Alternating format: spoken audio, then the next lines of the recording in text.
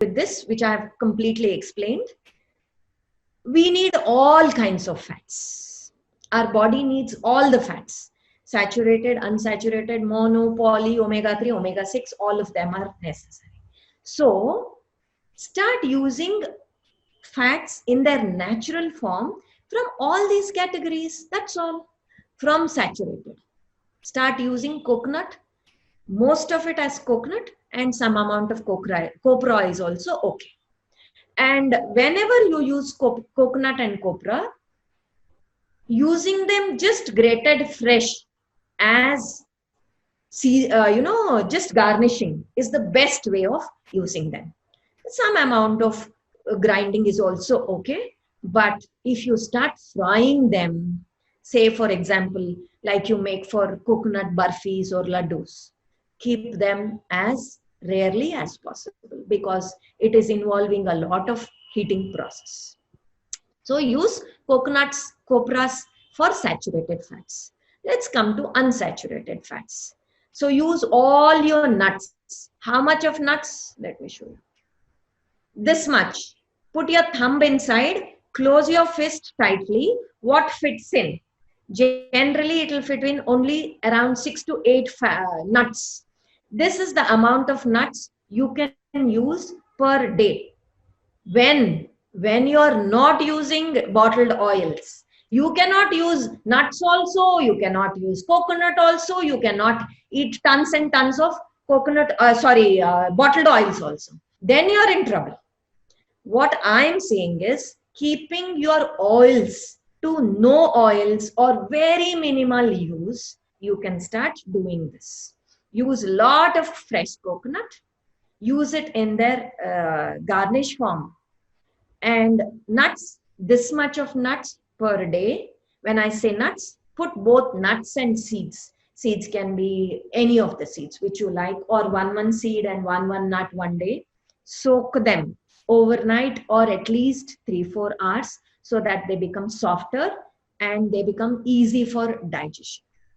And so from this category, you can get nuts and seeds. In the season, when you get fresh olives or fresh avocados, you can replace nuts with olives or avocados also.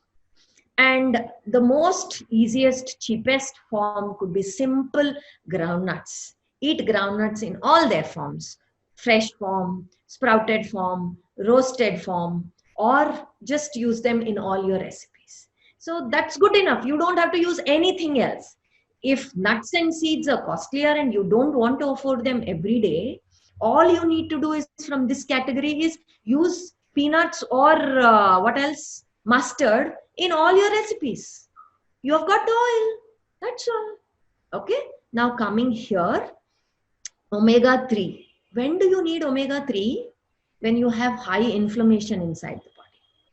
If you're eating right and living right, there is no question of inflammation only inside your body. So there is no need for anti-inflammatory omega-3 fatty acids. So don't make it an obsession. Your whole effort should be to decrease the inflammation, not increase inflammation and eat them to decrease your inflammation. If at all you want to include them, you can have 1 or 2 walnuts per day. The amount of walnuts an adult requires per day to give that effect is 2 walnuts per day, or 1 to 2 tablespoons of flaxseed powder. How do you use flaxseed? Do not roast them. Do not add them into cooking of foods.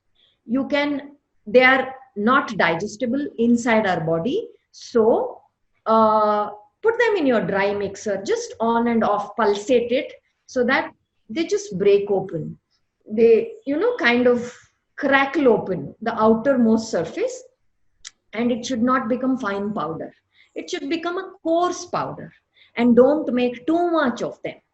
What is enough for 3-4 days or maximum 1 week is all you should do, because once you expose the surface, inner surface, to oxygen, sun, air, they start becoming rancid. They lose their natural properties.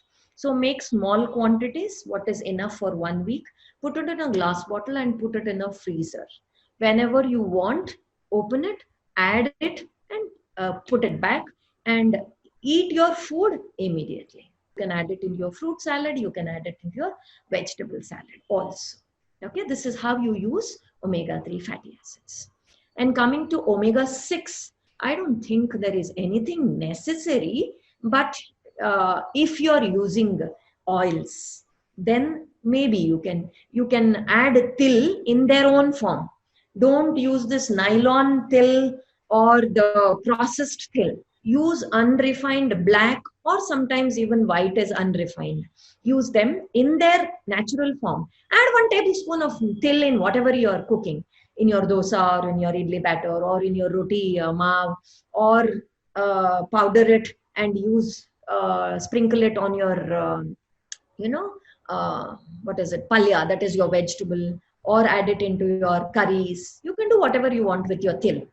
And if you're using, don't use corn and soy oils. If you're using sunflower oil, then whatever oil you use, whether it is groundnut, sunflower, coconut, mustard, till oil, whatever oil regionally you use or you are used to, use that oil.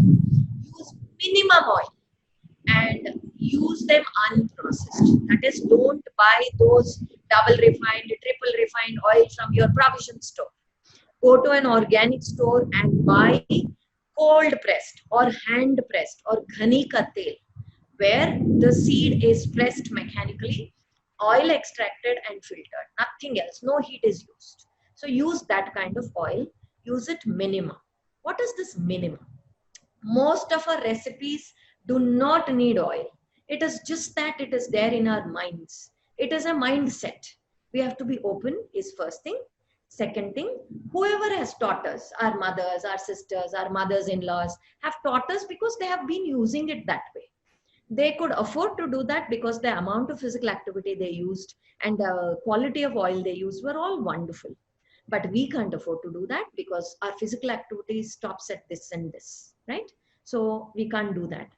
Use very minimal, and all those recipes, most of them, 90% of the recipes which our grandmothers used can be turned into no oil recipes. Use all these in their natural forms. Use groundnuts or groundnut powder, use til, use mustard, use coconut, use copra, all of those in your recipes, and keep the recipe without oil at all. Say, for example, I want to make one vegetable. What I generally do is add oil. After that, I add mustard and jeera. And then when it starts smoking and heated up, then I'll add some vegetables, whether it is cooked or then saute it in that vegetables, right? Don't do that. First, how can you remove oil? All vegetables can be done like this, right?